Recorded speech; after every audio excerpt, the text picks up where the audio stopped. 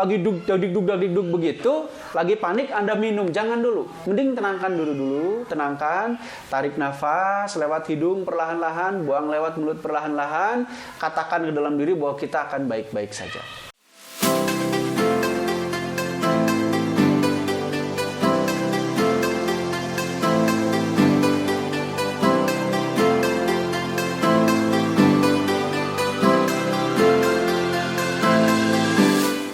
Assalamualaikum warahmatullahi wabarakatuh. Sampurasun. Selamat berjumpa kembali di Noaku Channel. Hari ini saya sangat senang sekali berkesempatan menjawab beberapa pertanyaan dari sahabat-sahabat energi yang di rumah. Hari ini saya akan mencoba menjawab 3 pertanyaan.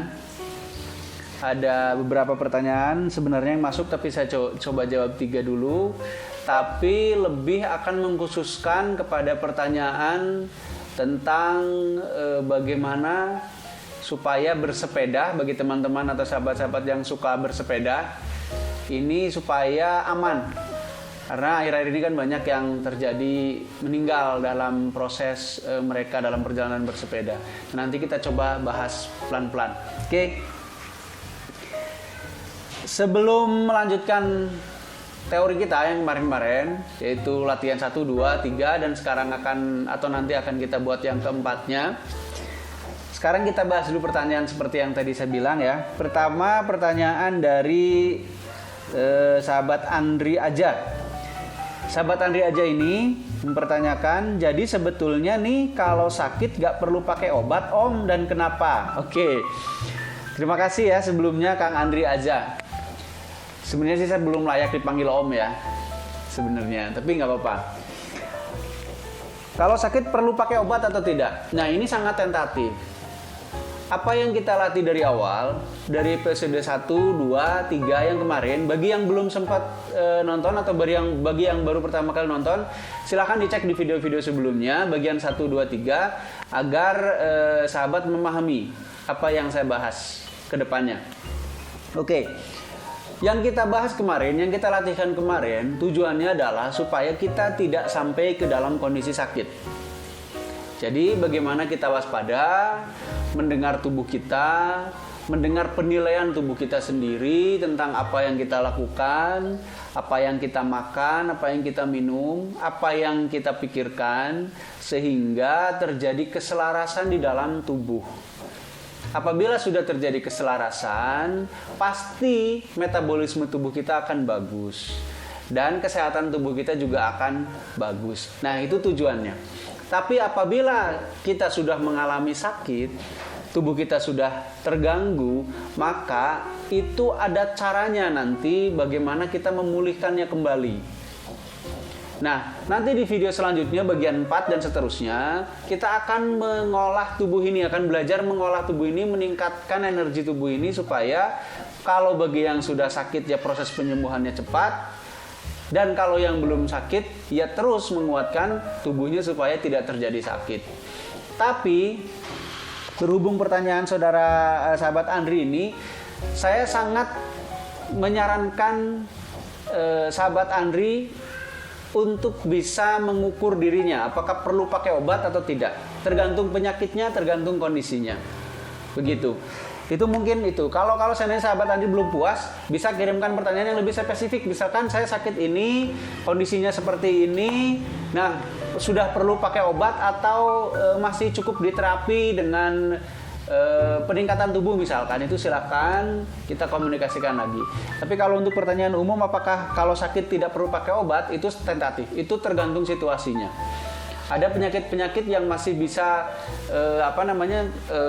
dikelola, kemudian bisa disembuhkan secara terapi, secara peningkatan sistem. Tapi ada mungkin yang sangat perlu obat untuk sebagai shortcutnya atau pertolongan pertama, atau mungkin memang tubuh sudah sangat perlu dibantu dengan obat.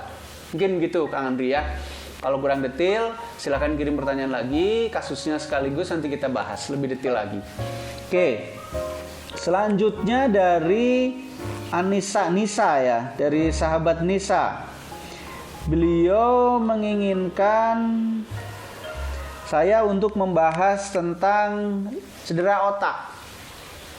Oke, sahabat Nisa ya, terima kasih pertanyaannya. Cedera otak itu adalah sebuah kondisi di mana seorang manusia, pada umumnya anak, itu di mana otaknya mengalami gangguan sehingga kinerjanya tidak begitu normal lah, katakan seperti itu.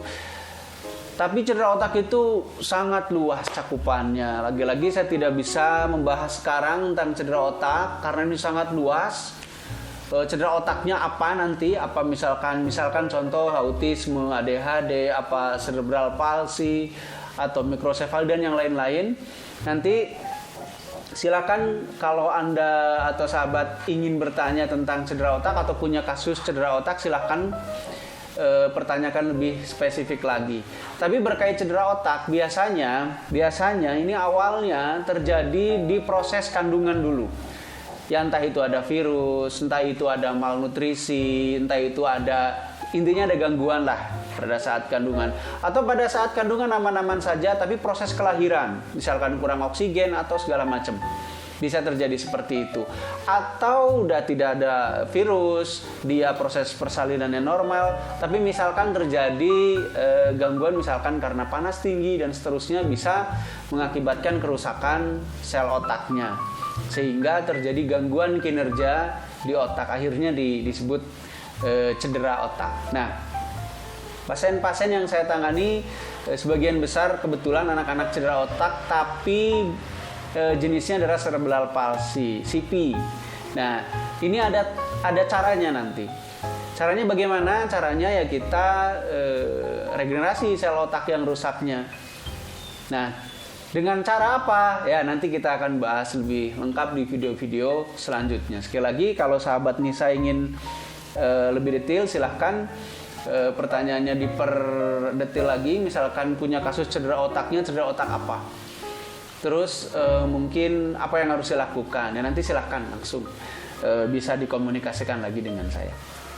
Oke, selanjutnya yang ingin saya lebih detail membahas adalah pertanyaan dari sahabat Yudi ya. Sahabat Yudi ini mempertanyakan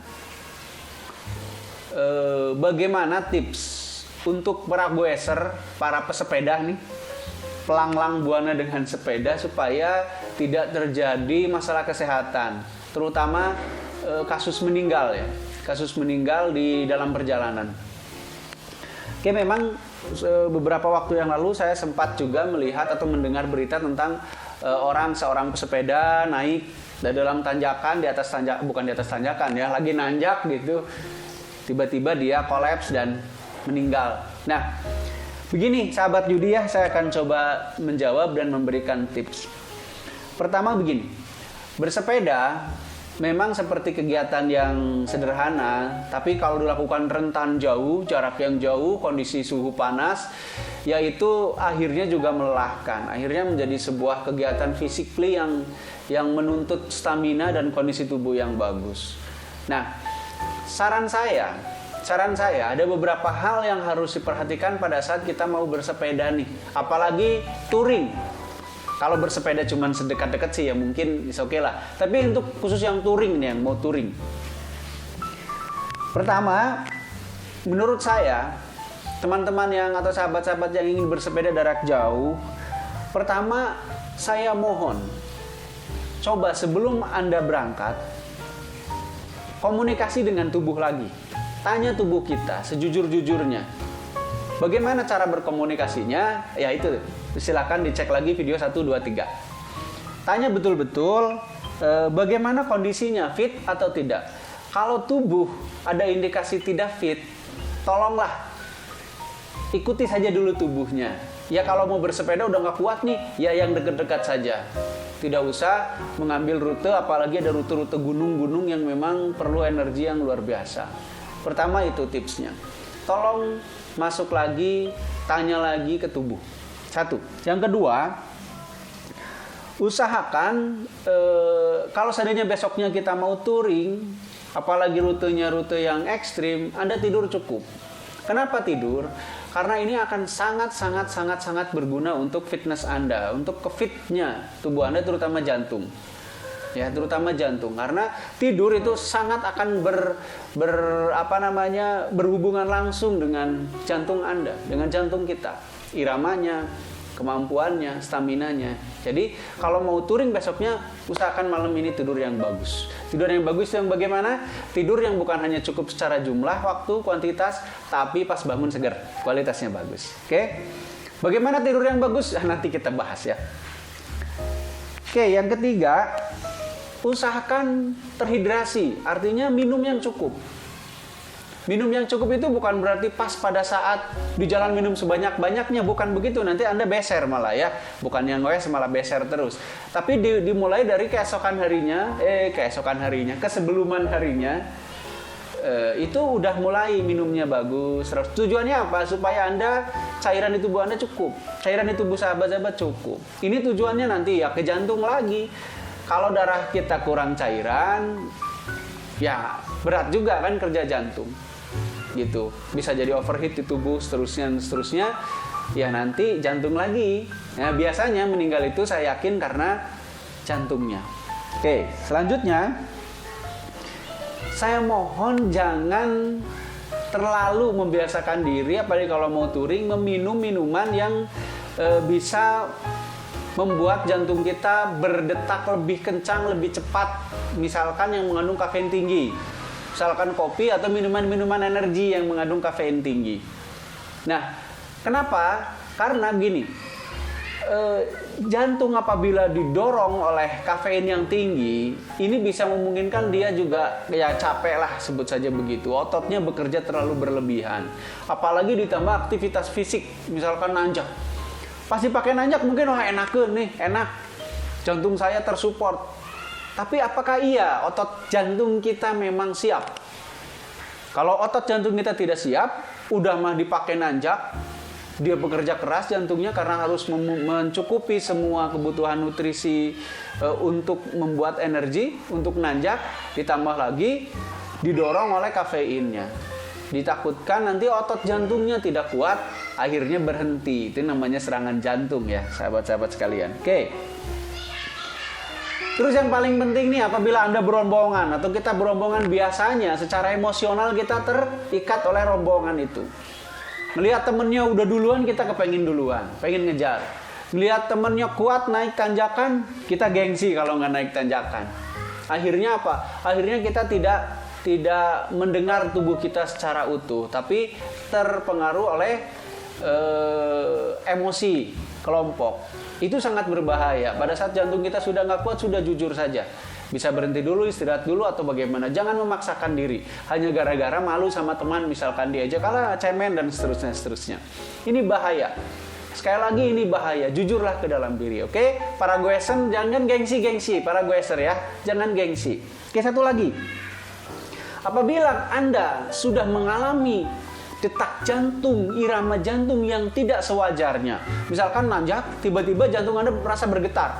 Bergetar itu begini, dudududududud. Kalau jantung yang biasa kan deg, tekanannya kuat. Tapi ini enggak, tekanannya dangkal, tapi cepat. Nah, kalau mengalami begitu, saran saya berhenti. Istirahat, tenangkan diri, bisa duduk, bisa berbaring, bisa bersandar, cari tempat yang nyaman. Anda tenangkan pikiran Anda. Ya, jangan panik. Jangan. Bersandar saja. Kalau saran saya bersandar, luruskan, kendorkan seluruh, pikiran tenangkan. Terus coba kita atur nafas perlahan-lahan. Tarik lewat hidung selembut mungkin, buang lewat mulut selembut mungkin. Terus seperti itu sambil katakan di dalam hati, saya akan baik-baik saja. Terus lakukan itu perlahan, tarik lewat hidung perlahan, buang lewat mulut perlahan, sambil di dalam hati kita yakinkan bahwa kita akan baik-baik saja. Nah, ini akan penting untuk pemulihan. Jantung biasanya akan tenang, kemudian dia kembali kepada detak irama yang normal. Kalau sudah seperti itu, Anda minum perlahan-lahan. Jangan terlalu banyak minum pada saat Anda lagi dug begitu, lagi panik Anda minum. Jangan dulu. Mending tenangkan dulu, tenangkan, tarik nafas lewat hidung perlahan-lahan, buang lewat mulut perlahan-lahan, katakan ke dalam diri bahwa kita akan baik-baik saja. Seperti itu, kalau sudah tenang silahkan Anda minum. Kalau Anda yakin Anda bisa lanjutkan, lanjut. Kalau tidak, saran saya mending istirahat saja. Atau balik sajalah, say goodbye ke temennya, atau naik angkot. Mungkin gitu aja ya, bagi Kang Yudi, tips-tips saya bagi yang suka goeser. Ada 6 kurang lebihnya, silahkan betul-betul diamalkan. Mudah-mudahan bermanfaat. Mungkin segitu aja ya untuk tanya jawab kali ini. Saya tunggu tanya jawab yang lainnya. Sekali lagi saya mohon bantuannya ya untuk subscribe, like dan share. Mudah-mudahan ini bisa jadi syariat video channel ini tetap bisa berlanjut. Oke, mungkin begitu aja. Terima kasih yang sudah mengirimkan komennya, doa-doanya. Terima kasih sekali. Supportnya terima kasih, dan saya tunggu juga kelanjutan pertanyaan-pertanyaannya dan diskusi-diskusinya. Terima kasih. Assalamualaikum, sampurasun.